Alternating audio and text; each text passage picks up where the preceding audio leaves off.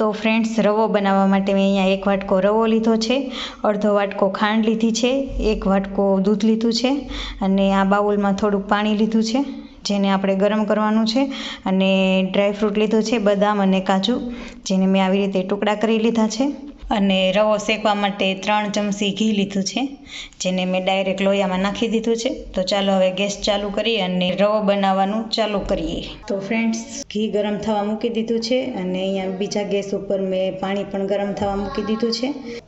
તો ઘી હવે ઓગળી ગયું છે, એમાં હું આ રવો નાખી દઉં।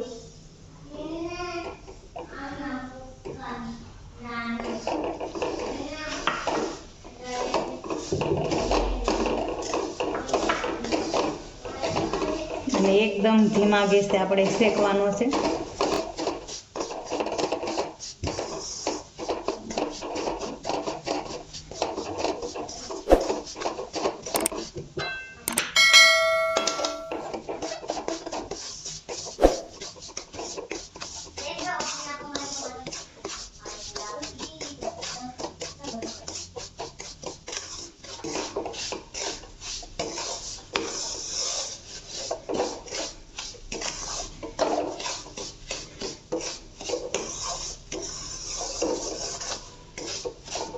તો ફ્રેન્ડ્સ, આવી રીતે મીડિયમ ગેસ રાખી અને આપણે રવો શેકવાનો છે।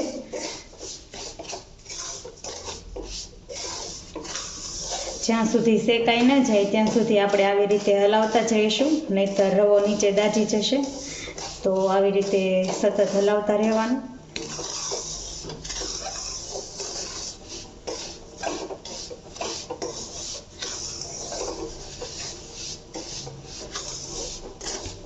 અહીંયા સાઈડમાં જે મેં પાણી રાખ્યું છે તે ગરમ થઈ ગયું છે, તો હવે ગેસ કરી દઉં છું બંધ અને એને કન્ટિન્યુ હલાવતા રહીશું।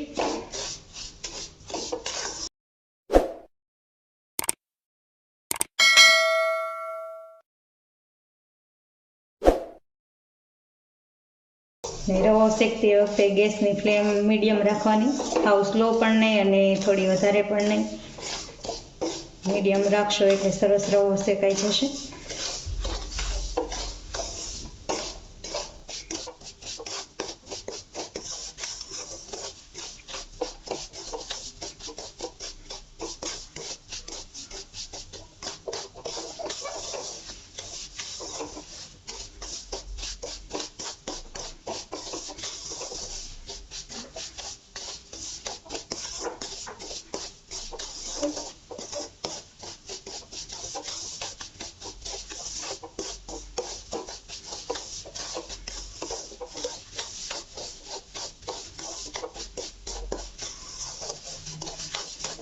રવામાં દૂધ અને ડ્રાયફ્રૂટ બિલકુલ ઓપ્શનલ છે। જો તમારે દૂધ ન નાખવું હોય તો ફક્ત પાણી પણ નાખી શકો છો અને ડ્રાયફ્રૂટ ન નાખવું હોય તો પણ ચાલે, અને તમને જે કંઈ ડ્રાયફ્રૂટ વધારે પસંદ હોય એ કંઈ નાખવું હોય તો પણ ચાલે। હું અત્યારે ફક્ત કાજુ અને બદામ જ નાખવાની છું। તમારે સૂકી દ્રાક્ષ આવે છે, કિસમિસ, એ પણ નાખવી હોય તો પણ ચાલે, અને એલચી કે જાયફળનો પાવડર પણ તમે આમાં સુગંધ કે ટેસ્ટ માટે નાખી શકો છો। મને એમને સિમ્પલ પસંદ છે, તીતને તો ડ્રાયફ્રૂટ પણ પસંદ નથી, એટલે તોય હું થોડાક નાખું છું। એમને સિમ્પલ હાવ સાદો હોય તો પણ ચાલે, જેવી તમારી ચોઈસ હોય એ પ્રમાણે તમે એમાં ડ્રાયફ્રૂટ એડ કરી શકો છો।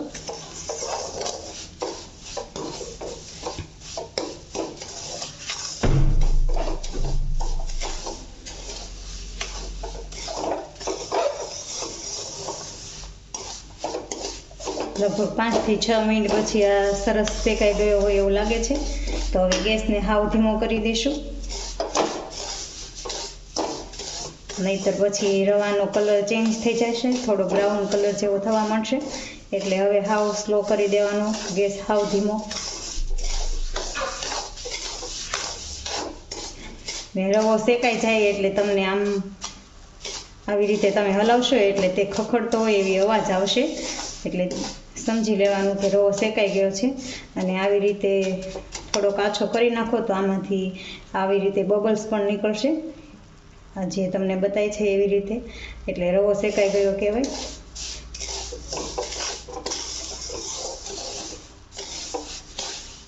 અને રવો શેકાઈ જાય એટલે તેની સુગંધ પણ આવવા મળે.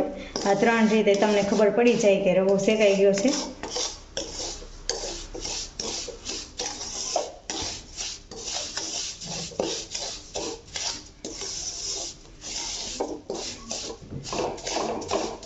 તો આ રવો શેકાઈ ગયો છે. હવે હું આમાં દૂધ એડ કરી દઉં છું.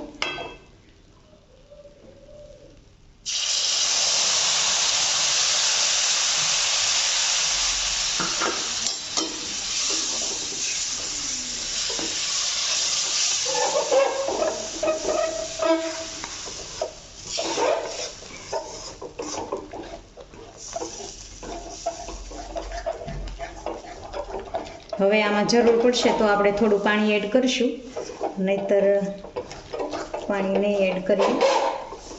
જો તમારે દૂધ એડ ન કરવું હોય તો મેં પહેલાં કીધું એ પ્રમાણે ફક્ત તમારે અત્યારે જ પાણી એડ કરી દેવાનું. અને હવે આપણે આમાં ખાંડ નાખીશું.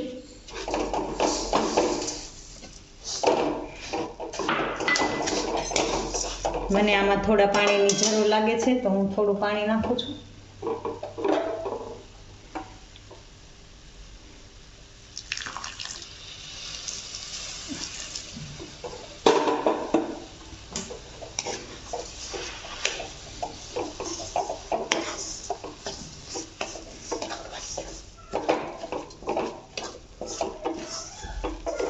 ખાંડ ઓગળે એટલા માટે મેં થોડું પાણી નાખ્યું છે. જો તમને જરૂર ન લાગે તો તમારે નહીં નાખવાનું.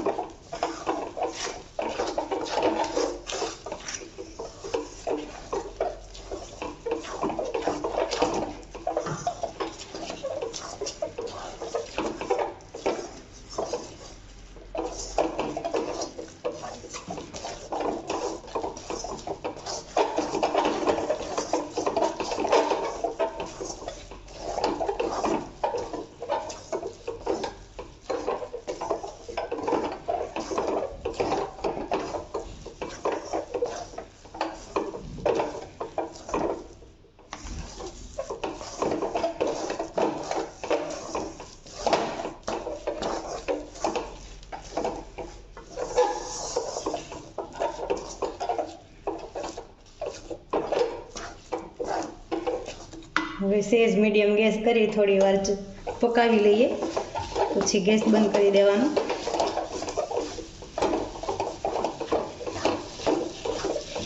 તમે જોઈ શકો છો તાવીથી ચોટતો પણ નથી. તો આ સરસ મજાનો થઈ ગયો છે. હવે ગેસ બંધ કરી દઈશું.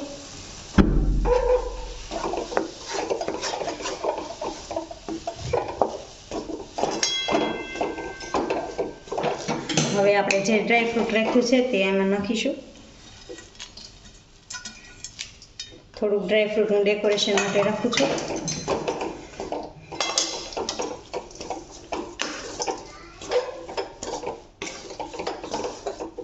અને સરસ મિક્સ કરી દઈએ અને પછી સર્વિંગ બાઉલમાં કાઢી લઈએ.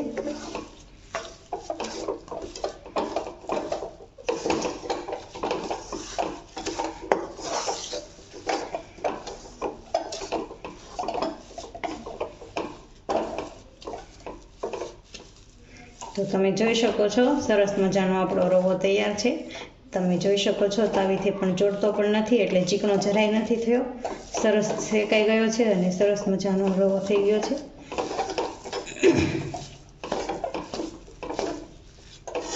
તો ચાલો હવે હું આને સર્વિંગ બાઉલમાં કાઢી લઉં.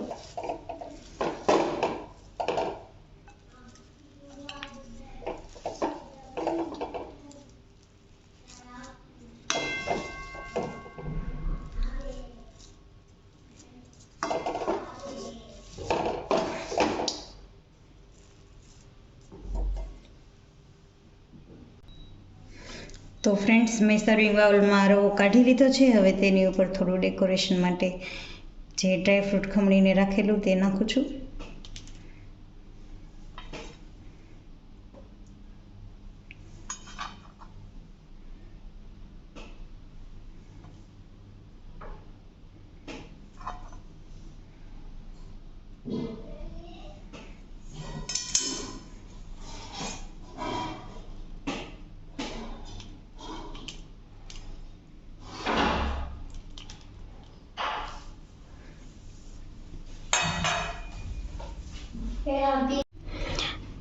તો ફ્રેન્ડ્સ, તમે જોઈ શકો છો આપણો રવો બનીને તૈયાર છે. હવે તમે આને સર્વ કરી શકો છો. જો તમને મારો આ વિડીયો પસંદ આવ્યો હોય તો મારી ચેનલને લાઈક કરો, સબસ્ક્રાઈબ કરો, શેર કરો અને કોમેન્ટ કરો કે તમને આ રવાની રેસીપી કેવી લાગી. અને મારી બીજી ચેનલ છે જેનું નામ છે ક્રિષ્ના કાલેના વ્લોગ, જેમાં હું ડેઈલી રૂટીનના વિડીયો અપલોડ કરતી હોઉં છું. તો એ વિડીયો જોવા માટે મારી બીજી ચેનલ ક્રિષ્ના કાલેના વ્લોગ, તેને પણ સબસ્ક્રાઈબ કરો. તો ફરી પાછા મળીશું એક નવા વિડીયો સાથે. ત્યાં સુધી બાય બાય.